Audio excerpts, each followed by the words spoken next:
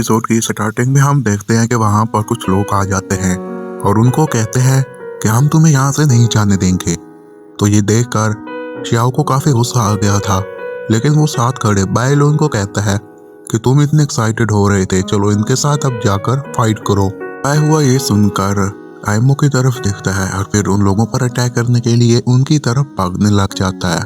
तो जैसे ही उस पर अटैक करता है तो सामने वाला आदमी अपनी कुल्हाड़ी की मदद से उसके अटैक को रोक लेता है और साथ वाले आदमियों को कहता है चलो जाओ उस लड़की को पकड़ो, कितनी खूबसूरत है। तो ये सुनकर वो लड़के उसकी तरफ भागने लग जाते हैं और इस वजह से वो काफी डिस्ट्रैक्ट हो गया था। तो इसका फायदा उठाकर सामने वाला बंदा उसे लात मारकर पीछे गिरा देता है। वो जो दो लड़के लड़की के पास जा रहे थे तो वो आगे बढ़कर बायहो पर अटैक करने का इरादा करते हैं। वो जैसे ही उसे मारने वाले थे कि तभी शियाओ अपनी पावर्स का इस्तेमाल करके उनको पीछे गिरा देता है। शियाओ की इन पावर्स को देखकर वो तीनों से घोस्ट समझते हैं और फिर वहां से भाग जाते हैं। उधर है वो डर के मारे लड़की के पांव से चिपक गया था और इतने में हू तियान उन सभी के लिए खाना लेकर वहां पर आ जाता है। उसका खाना देखने के बाद शियाओ उसके खाने की तारीफ भी करता है। इसके बाद हम एक जगह को देखते हैं जहां पर अजीबोगरीब 4 हाथों वाला आदमी बंधा हुआ खड़ा था। फिर हम 2 आदमियों को देखते हैं जो गिड़गिड़ाकर अपने मास्टर से भीख मांग रहे थे, क्योंकि वो अपने मास्टर की सपोर्ट बनाने में काफी वक्त ले रहे थे और उन्हें अभी और भी वक्त चाहिए था। इसके बाद कुछ गार्ड्स आगे आते हैं और उनमें से एक आदमी को पकड़कर आग वाली भट्टी में डाल देते हैं और जो एक बच गया था उसे मास्टर कहती हैं कि तुम्हारे पास सिर्फ 5 दिन हैं। तभी वहाँ एक आई आती है जो कि जनरल की आंख में जाकर फिट हो गई थी। तभी वो मास्टर को बताता है कि हमें पता चल गया है कि ड्रैगन पर्ल किसके पास है। ये सुनकर उनकी मास्टर कहती है कि तुम जाकर किसी को ऑर्डर दो कि वो हमारे लिए ब्लैक पर्ल लेकर आए, तो इसके बदले मैं उसे एक खुशी की मौत दूंगी। अब हम फिर उन्हीं तीनों लोगों को देखते हैं जो कि ओल्ड मैन को लेकर काफी सीरियस थे और उसके बारे में ही बातें कर रहे थे। तभी उन लोगों को कुछ अजीब सा फील होता है तो वो चुप करके खड़े हो जाते हैं। इतने में उनके बॉस पर एक तीर आकर लगता है और वो इसी के साथ मार जाता है और बाकी लोग भी इसी तरह मारे जाते हैं। और उन लोगों को मारने वाला कोई और नहीं बल्कि जनरल था। जब जनरल उनके पास जाता है तो वो अपनी पावर का इस्तेमाल करके उनको जिंदा करके उनसे रास्ता पूछ लेता है।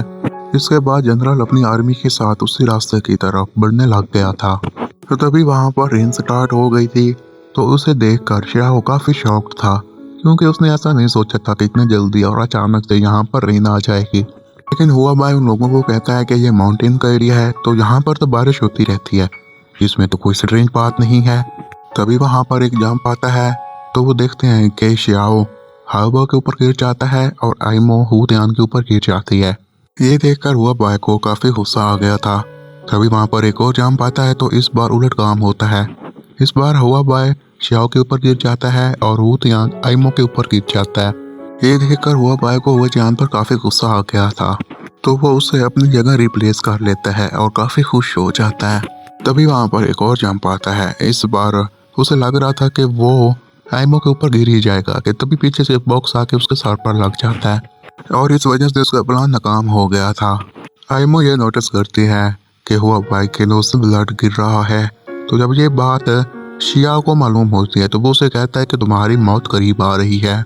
ये सुनकर हुआ बाई कहता है तुम फिर से बकवास करने लग गए, मुझे ऐसी बातों पर बिल्कुल भी यकीन नहीं है। भला एक ब्लॉक ब्रोकन पर्ल मुझे कैसे मार सकता है।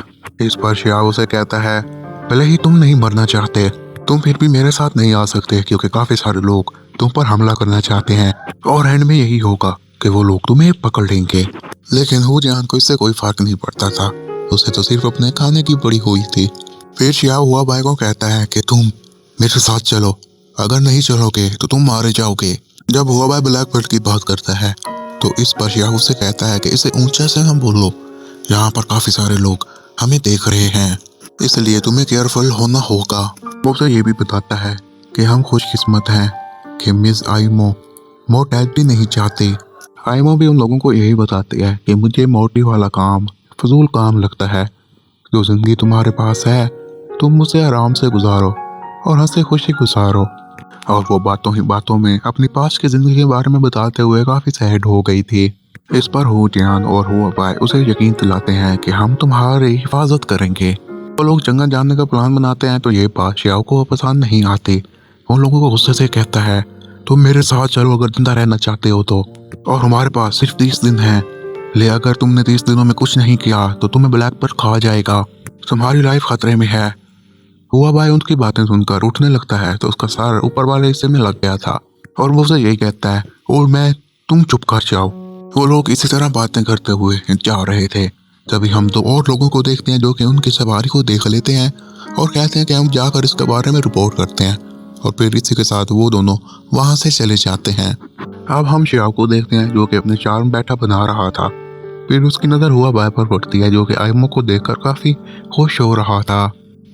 तो ये देखकर वो उसे कहता है, मेरी बात सुनो, मैं तुम्हें टेल्समैन के बारे में कुछ न कुछ बताऊंगा, तुम इसे सीख लो। इस पर हुआ बाय कहता है, भला मैं इसका क्या करूंगा, मैं एक मॉन्क नहीं बनना चाहता। ये सुनकर शियाओ से कहता है कि यहाँ पर काफी सारे लोग, डीमंस और मॉन्स्टर कहते हैं जो कि इमॉर्टल्स बनना चाहते हैं। वो सभी लोग ब्लैक पार्ट के पीछे हैं, तो इसलिए तुम तो अपनी हिफाजत करना भूल ही जाओ। वो सभी लोग तुम पर अटैक करेंगे, तुम वैसे ही मरने वाले हो, तो इससे पहले क्यों ना कुछ सीख ही लो।